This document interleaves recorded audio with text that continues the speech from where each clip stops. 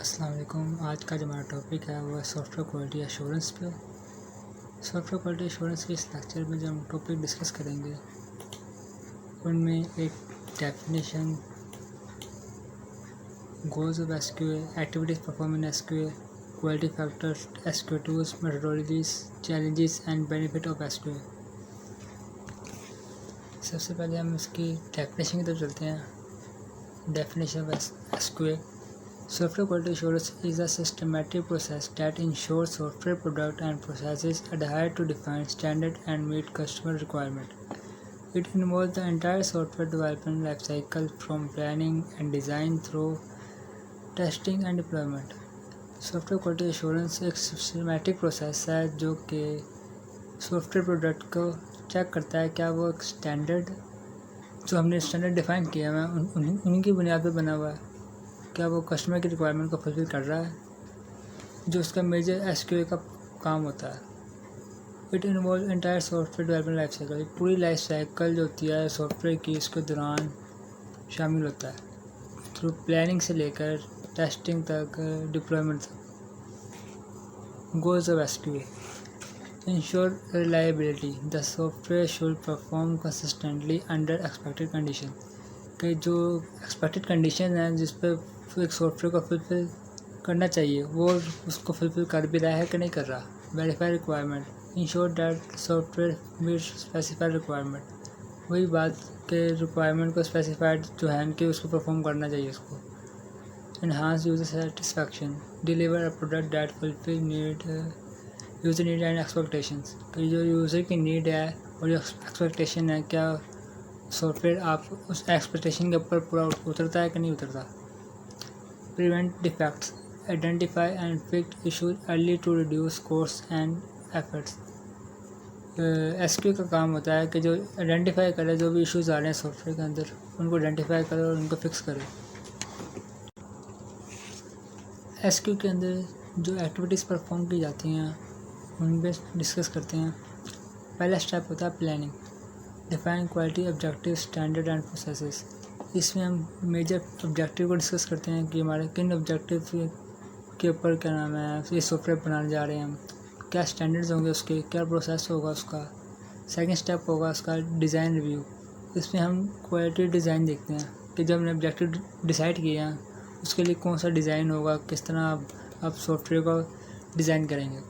Code review, इसमें simple से code दिखा जाता है कि कौन सी कोडिंग करनी है कि रीडेबिलिटी मेंटेनेबिलिटी ईजी हो हमारे लिए। यूनिट टेस्टिंग, जितने भी बड़े सॉफ्टवेयर होते हैं वो कोई एक की बारी में नहीं बना देते, उसको मॉड्यूल पे डिवाइड किया जाता है। जब एक मॉड्यूल बन जाता है उसको टेस्ट किया जाता है, उसे कहते हैं यूनिट टेस्टिंग। फिर integration testing, test how component work together. अब उन सब मॉड्यूल्स को एक साथ लाया जाता है और जोड़ा जाता है और फिर टेस्ट किया जाता है, इसे इंटीग्रेशन टेस्टिंग कहते हैं। सिक्स स्टेप आता है हमारा सेशन टेस्टिंग। जब हमारा पूरा सॉफ्टवेयर तैयार हो चुका है अब हम उस पूरे सिस्टम को जब टेस्ट करेंगे वो सेशन टेस्टिंग होगा।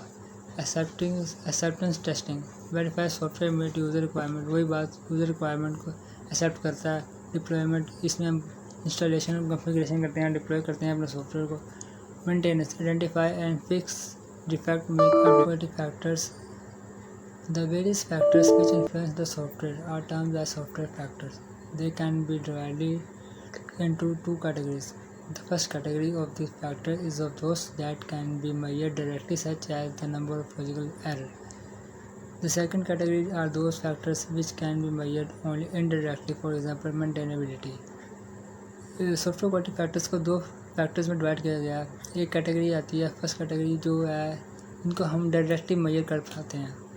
डायरेक्टली मेजर कर सकते हैं कि हमने एक सॉफ्टवेयर बनाया, उस सॉफ्टवेयर के अंदर हमने एरर देखे हैं कि सपोज करो उसमें 5 to 6 एरर आ रहे हैं, हम उसके क्वालिटी का अंदाज़ा लगा सकते हैं कि भाई सॉफ्टवेयर में 5 से 6 एरर हैं, ये इसकी क्वालिटी है भाई। और जो है सेकंड कैटेगरी में उसको हम इनडायरेक्टली मेजर करते हैं कि ये हमारा एक सॉफ्टवेयर है, इसमें एरर आता है या कोई वायरस या कोई इशू आता है तो उसको कितना टाइम लगता है दोबारा मेंटेन करने में।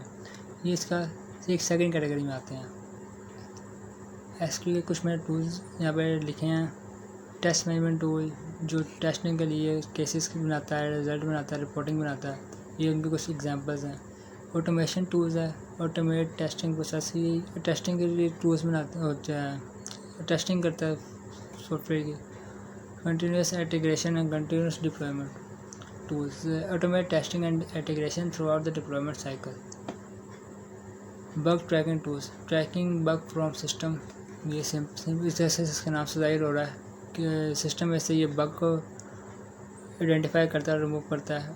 Version control system manage codes changes and version control system, ये भी नाम से जाहिर हो रहा है कि जो सिस्टम का वर्जन है उसको चेंज करने या उसको अपडेट करने में हेल्पफुल साबित होता है। SQ methodologies, there are some common SQ methodologies.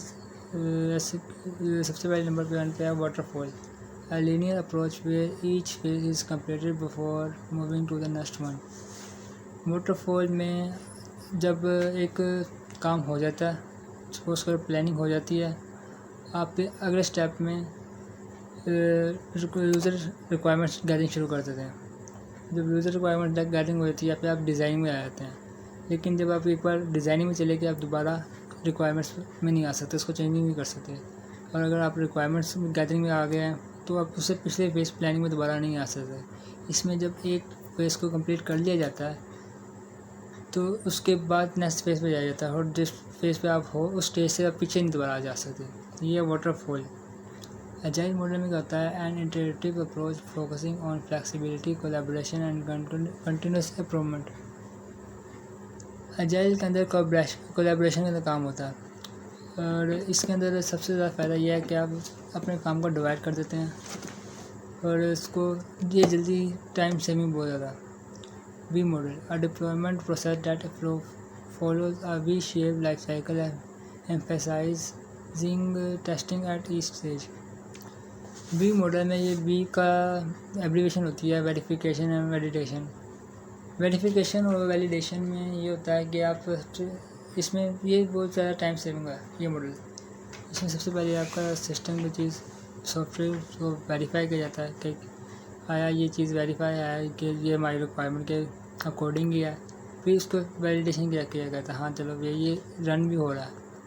एक तो पहले हमने वेरीफाई किया कि हमारी ये रिक्वायरमेंट है, फिर हमने उसको इम्प्लीमेंट करके जब उसको रन किया और वो रन हो गया तो हमने ये वैलिडेशन चेक कर ली उसकी।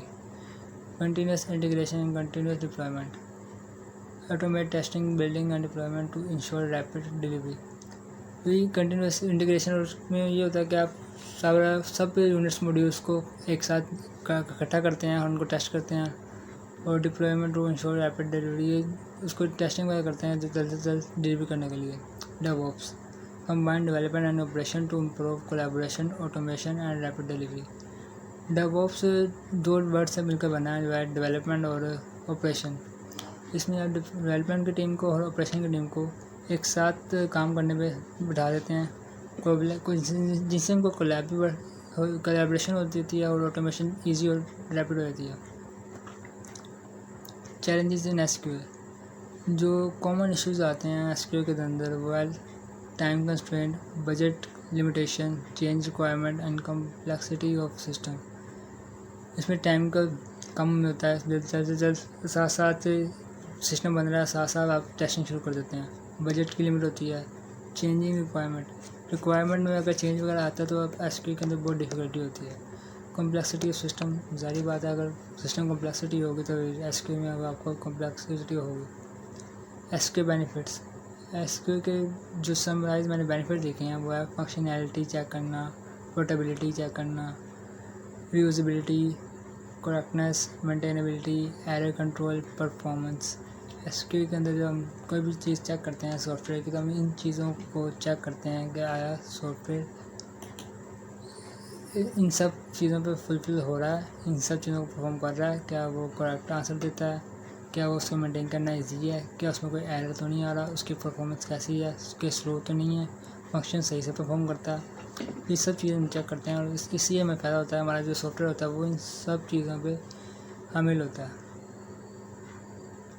ये एक डायग्रामिकल रिप्रेजेंटेशन दी हुई है तो सॉफ्टवेयर क्वालिटी एश्योरेंस के साथ हमने एक सॉफ्टवेयर बनाया, उससे क्या बेनिफिट्स हो रहे हैं कि कस्टमर कॉन्फिडेंस बढ़ रहा है, ensure product to keep improving, lead to more long term profit, save companies time and money, gives consistent result। आज का ये टॉपिक है हमारा, लेक्चर कंप्लीट हुआ। आज का लेक्चर हमारा यहीं तक था।